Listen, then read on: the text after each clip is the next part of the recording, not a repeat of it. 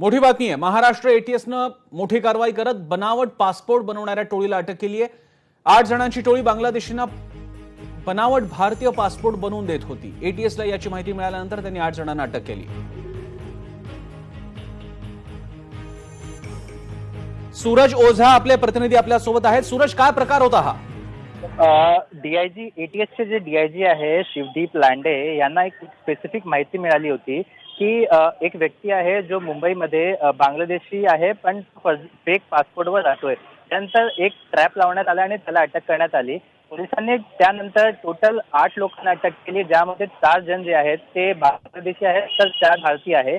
हे 8ही आरोपींना वेगवेगळे काम दिले गेले होता। त्यातला जो एक आरोपी आहे तो पासपोर्ट बनवून द्यायचा, तर जे बाकीचे आरोपी आहे ते त्यातला काही आरोपी होते जे स्कूलचे लिव्हिंग सर्टिफिकेट आणि बाकीचे डॉक्युमेंट बनवण्यात एक्सपर्ट होते। तर जे बाकीचे आरोपी आहे, काही आरोपी होते जे बँकचे फेक डॉक्युमेंट बनवण्यात त्यांना यश होता। अशा 8 लोकांना अटक केलेली आहे। पोलिसांनी त्यांच्याकडून हजारोपेक्षा जास्त डॉक्युमेंटही जप्त केलेला आहे। पोलिसांचं असं म्हणणं आहे की त्यात काही आरोपी जे आहेत त्यांनी कदाचित पाकिस्तानी जे नागरिक आहेत त्यांनाही देखील भारतीय पासपोर्ट दिल्याची शक्यता आहे आणि बरं, ते तपास करत आहे। धन्यवाद सूरज, तुम्ही दिलेल्या या माहितीबद्दल।